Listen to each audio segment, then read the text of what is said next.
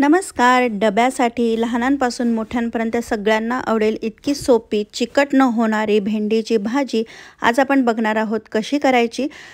तर रेसिपी पूर्ण बघा आणि चॅनलला सबस्क्राईब केलं नसेल तर चॅनलला सबस्क्राईब करायला विसरू नका. एकदम मस्त बनते, अजिबात चिकट होत नाही आणि दरवेळेस आपली साधी मिरची टाकूनची भेंडी आपण खातोच, पण ही बटाटा भेंडी नक्की करून बघा.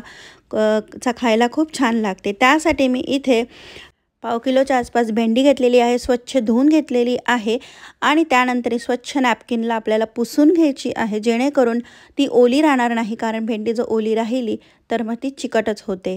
त्यामुळे असे स्वच्छ पुसून घ्यायची आहे. पुसल्यामुळे भेंडी ओली राहणार नाही आणि चिकट होणार नाही. तर अशा प्रकारे तिचं टोक आणि देठ आपण काढून घेणार आहोत. आणि अशा एका भेंडीच्या जवळजवळ मी 3 भाग करणार आहे. जर तुमची भेंडी छोटी असेल तर त्याचे 2च भाग होतील. तर अशा प्रकारे भेंडी छान चिरून घ्यायची आहे. कधीकधी अशी पण भाजी खूप छान लागते. दरवेळेसच मिरची टाकूनची भाजी कंटाळा येतो 30 भाजी खाऊन. त्यामुळे अशी बटाटा भेंडी करून बघा, खूप मस्त चवीला लागते.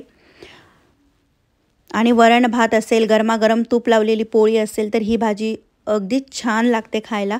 तर इथे माझी भेंडी चिरून झालेली आहे. भेंडीत खूप जास्त थोड्या बिया होत्या. आता इकडे अशीच भेंडी मिळते, त्यामुळे मी तर थोड्याशा बिया काढून ठेवल्या. कारण अगदी खूप मोठ्या बिया होत्या त्या आणि मग मुलं पण मग खायला नाटक करतात. त्यामुळे बटाटा मी इथे स्वच्छ धुवून घेतला, साल काढून घेतली आणि तो पण आपल्याला लांब लांब चिरून घ्यायचा आहे. आणि थोड्या वेळ मी तो आता पाण्यात घालून ठेवणार आहे, जेणेकरून त्याचा एक्सेस स्टार्च निघून जाईल. लसूणच्या 3 पाकळ्यासुद्धा लांब लांब चिरल्या, त्याचप्रमाणे कांदासुद्धा एकसारखं जर चिरलं ना म्हणजे मग आपल्या शिजायला भाजी मदत होते. कढई घेतलेली आहे, त्यामध्ये घालायचं 2 छोटे चमचे तेल. तेल मी खूप कमी वापरलेलं आहे. टाकायची आहे मोहरी आणि जिरं. छान तडतडू दिलं की त्यामध्ये आपण लांब लांब चिरलेला जो लसूण होता तो घालणार आहे आणि परतवून घ्यायचं. थोडासा टाकायचा हिंग आणि कढीपत्त्याची पानं. कढीपत्त्याची पाने थोडी नंतर टाकली की मी ती जळत नाही, त्यामुळे मी लसूण टाकल्यानंतर घातलेली आहेत. आणि जो कांदा चिरून ठेवला होता तो मी इथे घालत आहे. कांदा छान परतवून घ्यायचा. इथे असा लालसर कांदा मिळतो. कांदा परतत आला की त्यामध्ये आपल्याला हे बघा, मी इथे बटाटा पाण्यामध्ये भिजत ठेवलेला आहे.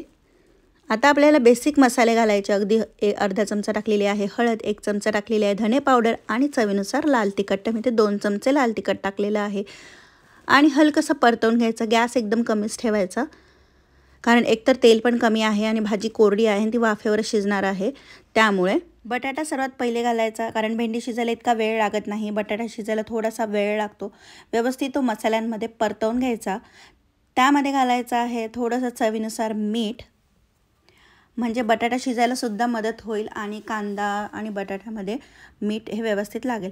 अगदी 3 ते 4 मिनिट वाफ येऊ द्यायची. त्यानंतर आपल्याला घालायची आहे लांब लांब चिरलेली आपली भेंडी. त्यानंतर भेंडी मिक्स करून घ्यायची.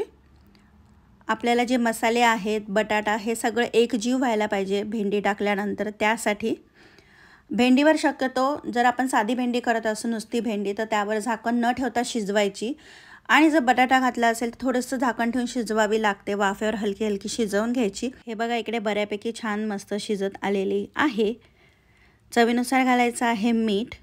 थोडीशी मी परत शिजवून घेणार आहे. आता इथे भेंडी शिजत आलेली आहे. तर आता मी यामध्ये घालणार आहे थोडंसं मीठ. वाटत होतं मला कमी आहे त्यामुळे. आणि किंचित अगदी 2 ते 3 ड्रॉप लिंबूची. यामुळे भेंडी चिकट होत नाही. आणि आता वाटतं आपल्याला की भेंडी शिजायला आली आहे ना, त्यावेळेस थोडासा गॅस मोठा करून परतवून घ्यायची, म्हणजे आपली भेंडीचा जो चिकटपणा असेल ना तो निघून जाईल. शक्यतो ही भाजी अजिबात चिकट होत नाही, कारण एकतर बटाटासुद्धा आहे यात. हे बघा, अशी मस्तपैकी भाजी बनवून तयार झालेली आहे. नक्की करून बघा. आणि अजूनही चॅनलला सबस्क्राईब केलं नसेल तर चॅनलला सबस्क्राईब करायला विसरू नका. व्हिडिओला कॉमेंट करा, लाईक करा, शेअर करा.